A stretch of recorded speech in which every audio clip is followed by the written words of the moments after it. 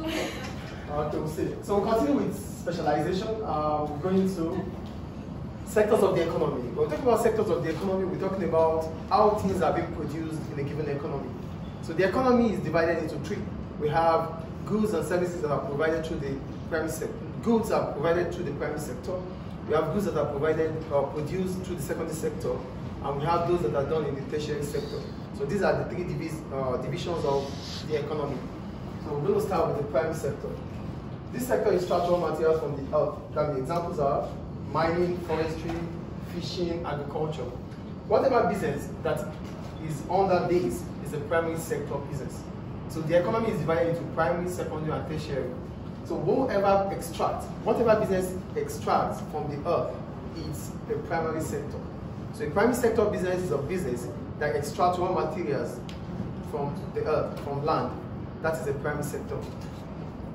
Hello? Sit properly and stop talking already. Then we go to the secondary sector. As soon as these raw materials are extracted, we can't eat raw materials. They need to be converted. So the business or the sector that involves itself in the conversion of raw materials is called the secondary sector. That is the secondary sector. The raw materials are extracted here. This sector converts it into finished goods. When we talk about finished goods, we're talking about goods that are ready to be consumed. Do we understand finished goods here? Yes. Raw materials are extracted by a business. Another business would convert it into finished goods. Finished goods are goods that that are ready to be consumed. That's finished goods. So examples of businesses in this sector are businesses in the mining, in the construction, in manufacturing.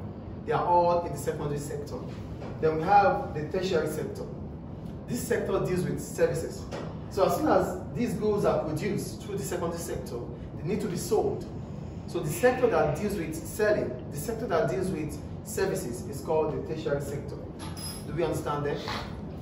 The primary extraction, the secondary conversion, and here services and selling. Any question about that? No. Then we have the business sector. Okay, yeah, we have the business sector. When we talk about the business sector, we're talking about the split in between how goods and services are being produced in a given economy. The split in between how goods and services are being produced in a given economy. Some goods or services are produced by governments. Some are produced through individuals, group of individuals, or private businesses. So that's why we have the public sector and the private sector. We call it the public sector. What I'm saying simply is that either of these, they can be in the tertiary, they can be in the secondary or primary. These three are economic sector. This is a business sector. When we talk about business sector, we're talking about how goods are being produced. Who produces what? That is business sector. Who produces what?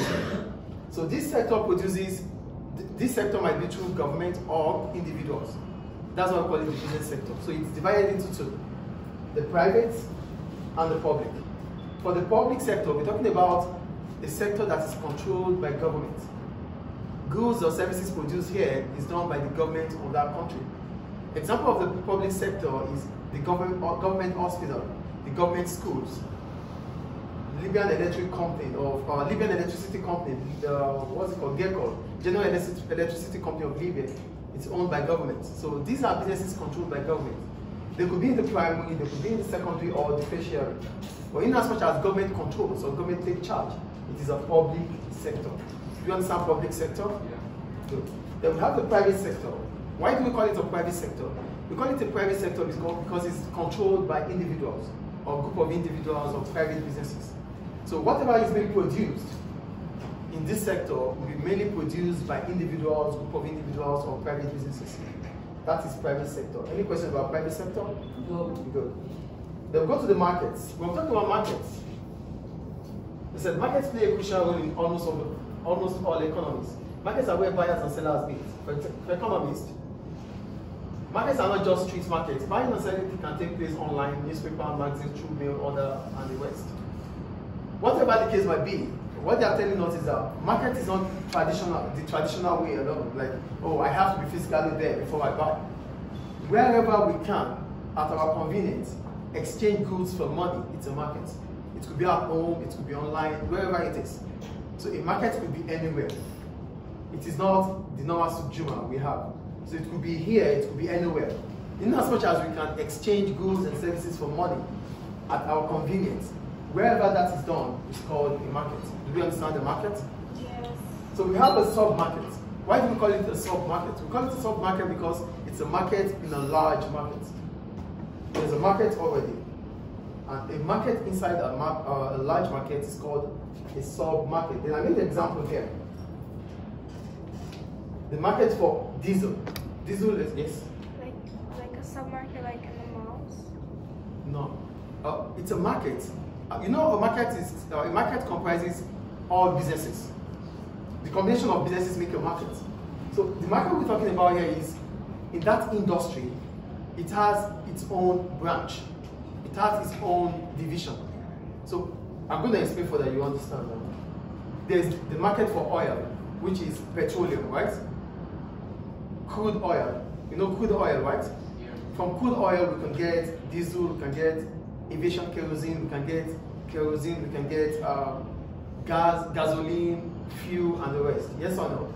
So those components that we can get from the crude oil has their own markets. So there's market for petrol, there's market for kerosene, there's market for diesel. So these are separate markets in a market. That's a sub-market. Do you understand it now? Yeah. So the market for crude oil is a market on its own. It's a large, very large market. Stop that already and sit down properly. It's a very large market. So inside this market, we have different categories of oil. We have petrol, we have diesel, we have kerosene, we have gas and the rest. So each market has its own inside the large market. That's why we call it a sub-market. Do we understand the sub-market now? So I'm going to quickly summarize. We talked about sectors of the economy. We have the primary sector, the secondary, the tertiary sector. The primary extracts raw materials, the secondary converts raw materials, the tertiary sector deals with services. We have the business sector, which is the private sector and the public sector. The private sector is owned, controlled by individuals, group of individuals. Like this school is the private sector, yes? Can private sector do stuff publicly? Now, then there would have been a transfer of ownership. That is called nationalization. The private sector is different from the public sector. But if the private sector, for example, if the private sector becomes inefficient, then government can take over. Government can take over. If government takes over a private sector, we call it nationalization. And if the private sector is taking over the government or the public sector, it's called privatization. So privatization or nationalization can happen. I think that's clear. Yeah. So we have the public sector, which is basically about government. The private sector, individuals like you and I, group of people coming together. And when we talk about a market, we're talking about a place of convenience where we can buy goods and services in exchange for money. And the sub-market, which is a market inside a very large market. Any questions about it? No. And we stop for today.